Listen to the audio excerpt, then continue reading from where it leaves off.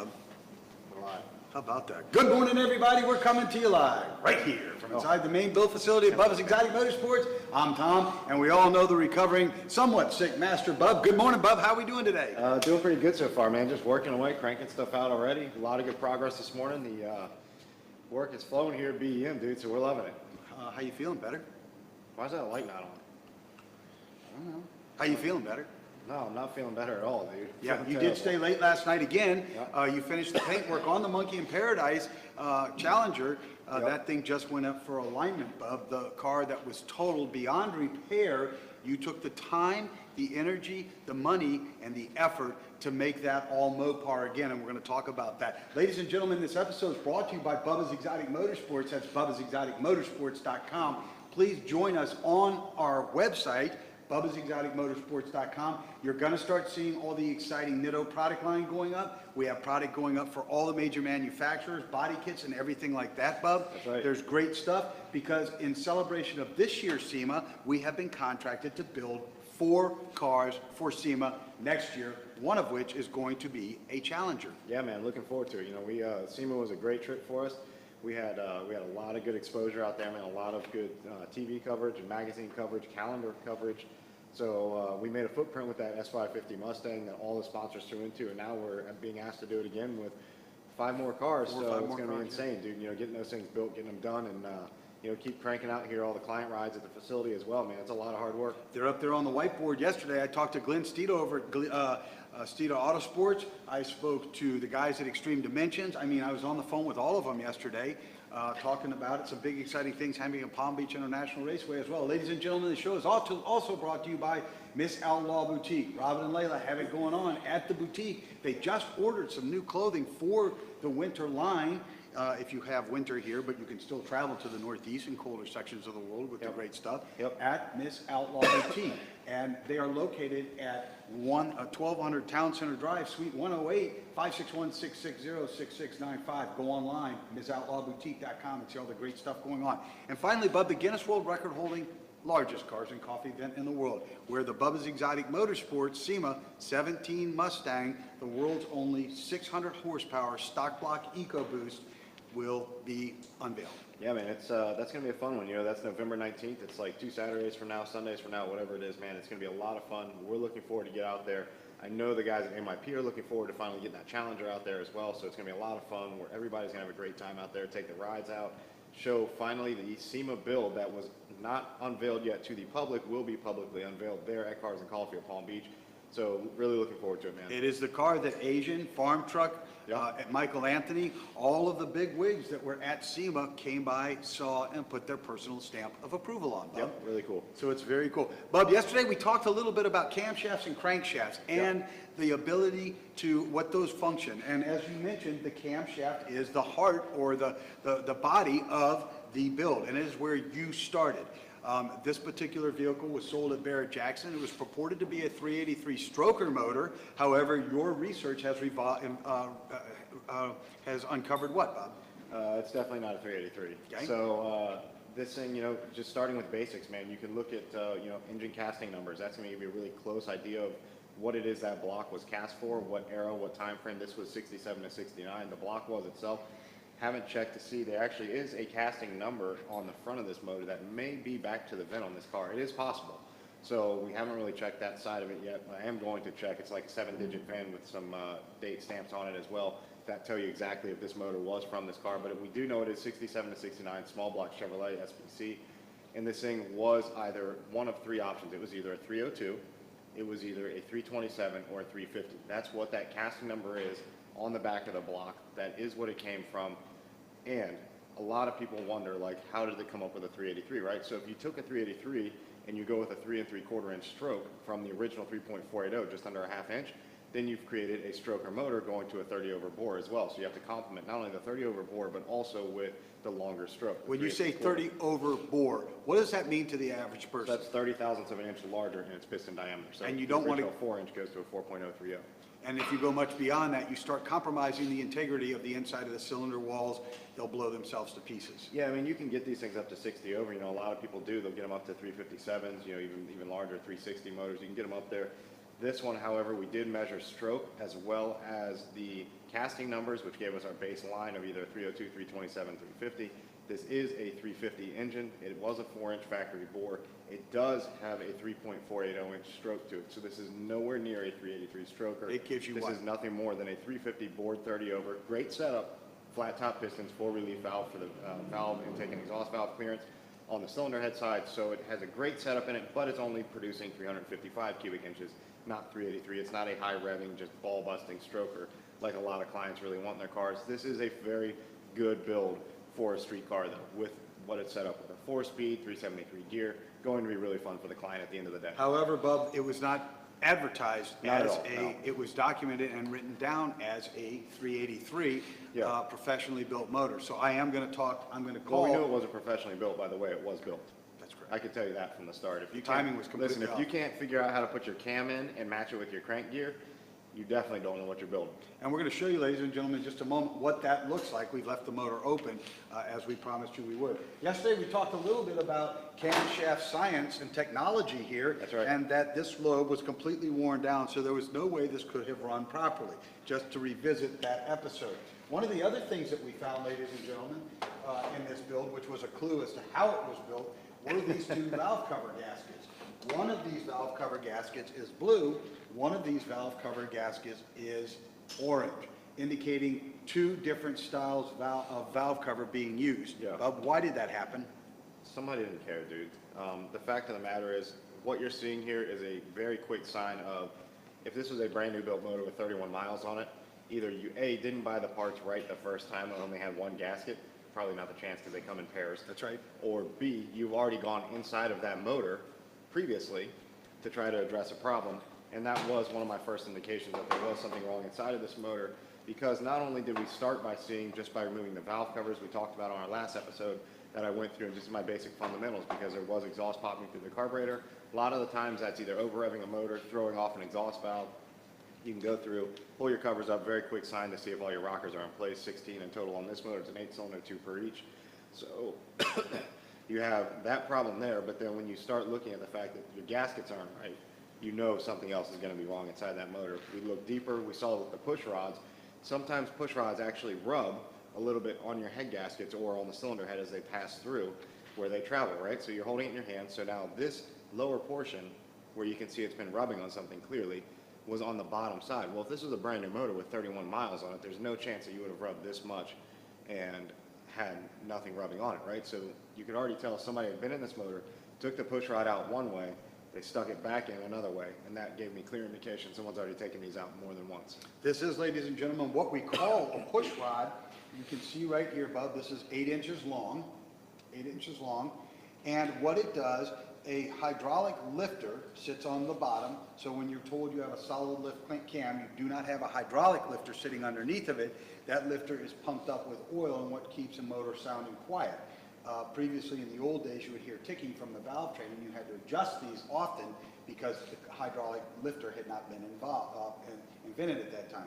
You will see also there's a small hole on the inside of this push rod, here and here. This is what we call an oil journal, Bob. So as the motor is running, oil is pushed up through this push rod and onto the rocker, so there's no metal-to-metal contact. That's right. Yep. Bob, we have here, I'm going to show everybody now, what do we have in my hand now, Bob? So those are the lifters themselves. These are hydraulic flat tappets. Really wish I could speak for you guys right now. I hate doing this. So those are hydraulic flat tappets right now. If you flip those things over, you can actually see that is where the push rod side of it sits. The oil goes in and out of the top side of that and keeps it pumped up on the inside. So it does keep that quiet valve train while still fully functioning, opening the intake and exhaust valves accordingly. And this, Bub, I'll take it here for a second, give Bub a chance to recover a second. This is the difference between a good lifter or hydraulic flat tappet, Bub, and we call it flat because the tappet is flat out top here, okay? And we can see right here that this one has been destroyed From being over tightened. versus this one having no destructive measure on it at all. As Bub mentioned, the hydraulic or the push rod sits on top of these. These sit down inside the motor, and the push rod sits like this. On top here is the rocker that goes back and forth, that opens and closes, the exhaust and intake valves, that allow fuel and air in and the exhaust out in the minute second it takes to create that explosion inside of the block. So Bub, we have here as well, this is an example of what, Bub? What do we have here? So now you're working with Felper's marine grade gasket. This is a very heavy duty valve cover gasket for this setup motor. The motor itself is actually 55 to 86. That's General Motors small block Gen 1 base motors, 55 to 86.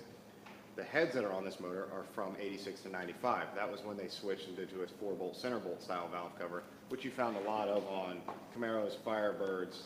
They were considered L98s at the time, L88s, there were LT1s. All of these had the center bolt valve cover style. Valve covers only go on one way. It was a good design, but very nice in the fact that they are bottom stop. You need nothing more than a very nice high quality rubber or polyurethane valve cover gasket. You tighten them down, you flatten them out, and that is it. Bub, so this marine grade gasket, as you can see, Bub said that they come in pairs, 1, 2. This is nothing more than sloppy work by the original builder. Very sloppy. Terrible, Bub. Absolutely terrible, Bub. What we have over here, Bub, as well is this book. Let's talk about this book right here that I have in my hand. Yeah, man, so that's actually, again, you can see it's all very themed and matched. I build with all Felpro Performance gaskets, and that is actually Felpro Performance's torque table book. What that allows you to do is on your cylinder heads, they are aluminum, again, 86 to 95. They have different torque specs of the previous years of the cast iron heads. A little heavier duty, you can crank them down a little harder. These are actually 2 sets, 1 sequence. You just start at your inside and start working your way out. That does provide the sequence in it for every cylinder head of any engine model, but also the torque specs of how tight you need to make them, whether it be 60 foot-pounds, 65 foot-pounds, 70, 75. This one's actually 60 on the short bolts, 65 on the long bolts. Bub, and what do we have here? This is what we call a torque wrench. So that's what allows you to actually meet that torque spec of that book. And when Bub sets his torque wrench, there's a window right here that a digital display comes up and allows him to know, it buzzes and vibrates in his hand and lets him know exactly when he's reached the proper torque specification. So we don't throw these motors together, we take it very seriously. Good morning to the rally champion for Bubba's Exotic Motorsports, Mr. Gio Hammerback, who's out there with us. Good morning, Gio. What's up, Gio? You're in the process of doing body kit to the BEM Race and Rally car through Extreme Dimensions, and that's going to look really good with carbon fiber accents, Bub. Yep, really good. All doing good. So, Bub, we're going to take everybody inside the motor now. We're going to ask our producer to get up and show us inside the motor, and we're going to talk a little bit about, we're going to let you see the inside of a small block Chevrolet and how it's coming together. Of note, ladies and gentlemen, notice how clean this engine is prior to Bub getting involved with putting it all back together again. Bub, here we are in the heart of the internal combustion small block Chevrolet motor. Yep. This is what we call the valve train up top here, Bub. Yes. You can see we left these loose so you could see how they worked. And these are snugged down, or these are, okay, we haven't snugged those in. No. So how these work, ladies and gentlemen, is the push rod sits right here.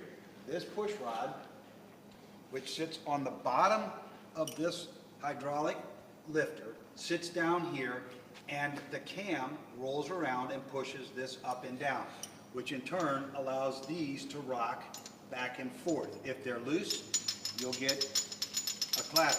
If they're too tight, they'll wipe the lobes of the cam off. What you see right here, Bub, are the valve springs. Yep. The valves are intake and exhaust. Correct. The intake does what? So the intake allows, on its opening channel, it allows air to flow into the motor via the induction unit. In this case, 4-barrel carburetor.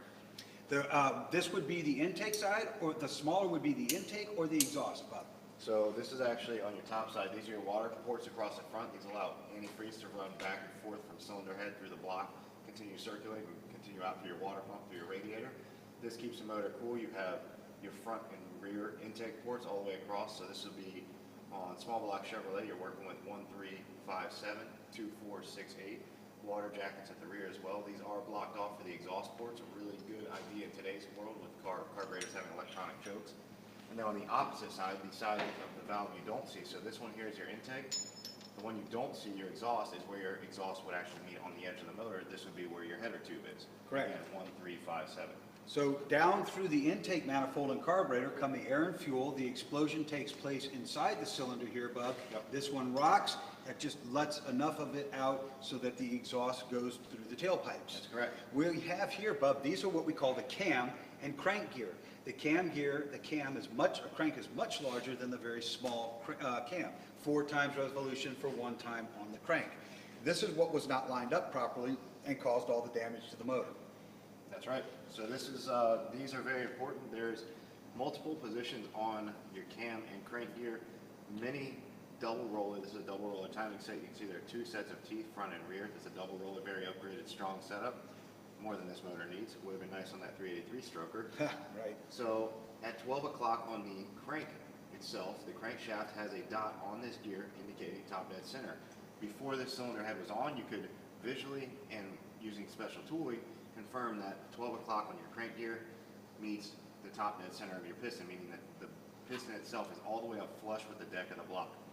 Once that is done, then you can go ahead and index in your camshaft, get that set in so you can line up your 6 o'clock dock on your cam gear to meet your 12 o'clock dock on your crank gear, and then you know that your motor is fully in time. Now, Bub, let me ask you a question. Why is it that this spins faster or slower than what the crank does? So it's just the revolution of what it takes to get all of the intake and exhaust going in and out of the motor versus what the pistons do on the longer side. There's more stroke there than there is at the top. You need to operate it in the same amount of time to get intake in and exhaust out. And this is why, ladies and gentlemen, we were explaining yesterday to you that this timing between the cam and crank must be identical and fire at the same time. During the days of timing belts, a lot of people would replace them and get them wrong when we had what we called interference motors, Bub, and it would crush the valves and the pistons together as one, causing severe damage to the motor. That's right. We can see, Bub, right here, you'll be sealing the intake up right in this area. Yep. Up in this area here, you'll put your intake manifold gaskets on, which come in this Felpro set right here. Yep. Again, Bub only chooses to build with the Felpro blue. It's the best of the best, and you never have comebacks, leaks, or problems from them. Yep. Those will sit up in this area here. These are your front and rear intake manifold gaskets here. You seal them, you'll put it together, and you do not start the car. You leave it sit for 24 hours to seal them. That's right, yeah. It's, typically it's best to let them sit for 24 hours. You do want, even though that is a maximum oil resistant RTV that we use, Ultra Black, that's done by Permatex. It's one of the best ones out there for motor sealing. Even though that is the best and it is oil resistant, you still want to give it time to harden all the way through, not just on the outside to touch, because you do have a thick 1/4 inch tall by 1/4 inch wide bead that you run all the way across the front and rear portions of the cylinder block itself. Right. So, Bub, this is kind of the inside of the engine bay. I wanted to point one thing out. We even had Ken index this so that the flat was running the length of the width of the firewall, and that the battery ground strap, which was over here 90 degrees, is nice and straight. But let's talk, what does this piece do and why is it important to have it? Yes, that's, you know, typically in electrical systems, you always need to have a couple different ground sources. Number one, and most primarily, you need to have one that goes to your engine, and that allows for your positive cable from your battery to your starter, and then also your negative cable from your battery to the engine. That creates a full circuit there so that you have great starting voltage and charging voltage. Also, you need to have a good ground coming from your battery to the chassis of the car, the body of the car, so that you can make sure that anything that's grounded through those sources, i.e. like your electrical, your headlights, your taillights, your audio system, maybe a ground for your amplifier, wiper grounds, dash grounds, anything and everything that grounds through the car has to have some sort of completing circuit. If you were to just have your block and only your block grounded, then you essentially have floating grounds. You're trying to borrow grounds from just naturally floating through pieces of metal that might be isolated through rubber. So it's always good to have a ground that goes from your engine to your battery, and then also from your battery to your body. Bob, I want to point out how clean you get everything prior to, and the way you deck these down with a paint stick and a piece of sandpaper, 80 grit sandpaper, to make everything smooth and have a good gripping capability and flat, as well as this is all cleaned up, so there's no anything left over to run through that motor that was damaged, like metal shavings to damage anything. Yeah, that's right, man. It's you know, cleaning your work area is most important, especially when you're working with new components. I mean, big time. More importantly, more on the fact that you're working with brand new lifters. Hydraulic lifters, they are not sent to you pumped up. They do require a few cranks to get oil running through them. I actually, after I install them and I adjust the valves, and I do pour a full couple quarts of oil in the top of the motor here before I even lay my intake manifold on. Once that's on, I know that oil's actually gotten through them. Some people pre-soak them. Edelbrock recommends to not pre-soak theirs anymore. So you go through and just follow the instructions with them, put them in. You would do a full valve adjustment, rotate the motor over, watching the exhaust valve move to your intake, vice versa. Then you adjust them down, zero lash, quarter turn past, and then you we've got something that's going to be beautiful. When you turn the key, it's going to fire right up like it should. All right, Bubba, we'll come back tomorrow and give the viewing public what the completed motor looks like and a fire off and see how it runs. Yep. I know you're not feeling well, Bub. We're going to get you out of this segment so you can go sit down and take care of some of the administrative stuff that is in front of you as well. Yeah. We are very busy administratively in the back office. Yep. Bub, thank you for joining us today. I know you're not feeling well, but you wanted to be here for the fans today and to set this segment straight so people could see how a small block Chevrolet or Ford, Mopar, whatever is built and what they look like inside. Yeah, man, stay tuned. You guys will see the final pieces of this going together and hear the way this Radical RPM Performer Series camshaft is that I bought for this. Full matching upper end on this 355 motor now, so it's going to produce a good 390 to 400 horse. Should be in that range by the time we're all done and do our final tuning. We've got a lot of good stuff that rolled out of BEM. Stay tuned for the MIP, the Monkey in Paradise Challenger that was totaled and completely brought back to life, as well as everything else. I mean, we've got lifted Jeeps going on. We've got cars rolling out of the paint shop, cars rolling out of upholstery. So we have stuff running wide open throttle here. You never stop, do you, Bub? That's it, man. It's a 24-hour-a-day job. Good morning to Shannon, our office manager in there, who's watching us as well. Shannon does a good job at kind of holding us together here, doesn't she, Bub? Yep. It's kind of crazy, right? Yep. Till tomorrow, Bub. Just keep on doing it Bubba style. You go down and sit down and relax. Ladies and gentlemen, this episode has been brought to you by the very dedicated Bubba and Tom. Even sick, we're here for you. Bubba'sExoticMotorsports.com. Please shop all of our online apparel that we have up. And not only that, ladies and gentlemen, our full product line that's going up by all of our major sponsors. Miss Outlaw Boutique, that's msoutlawnboutique.com for all the latest in outlaw fashion and apparel. Country style, five-star dinner style, everything. The girls, Robin, Layla, have it on going on out there. MissOutlawBoutique.com, 561-660-6695. And finally, by the Guinness World Record holding largest cars and coffee event in the world. We will be there in the Palm Beach Outlet Mall, exit 71 here in South Florida, to unveil the Bubba's Exotic Motorsports SEMA 17 Stock Block EcoBoost, the world's only 600 plus horsepower Stock Block EcoBoost on the 19th. Please come see it. The VIP setup will be out there with us. Our tour bus will be there. The rally team will be there. Come meet us in person, get an autograph. We're actually going to be autographing some of the official SEMA pictures we're autographing in Las Vegas as a way of saying thank you to all of the fans. And ladies and gentlemen, let's make sure we reach out to touch somebody's life in a very positive way. Well, you know what? Let me back up. 8-1 at the Palm Beach Outlet Mall, ladies and gentlemen. So come see us. We're going to have celebrity guests on the tour bus as well. Ladies and gentlemen, let's reach out to touch somebody's life in a very positive way today. Open the doors for somebody whose hands are full. If they have holes in the bottom of their shoes, please give them a pair of yours or buy them a pair of Payless. It's cheap. And if somebody's hungry, feed them. If you don't want to give them money because you don't trust it, take them to 7-Eleven, Chevron, McDonald's, Burger King, it doesn't matter. A warm meal will do anybody some good. And let's make sure we take care of those animals out there. We have a responsibility to them. Until tomorrow, ladies and gentlemen, let's keep on doing it Bubba style.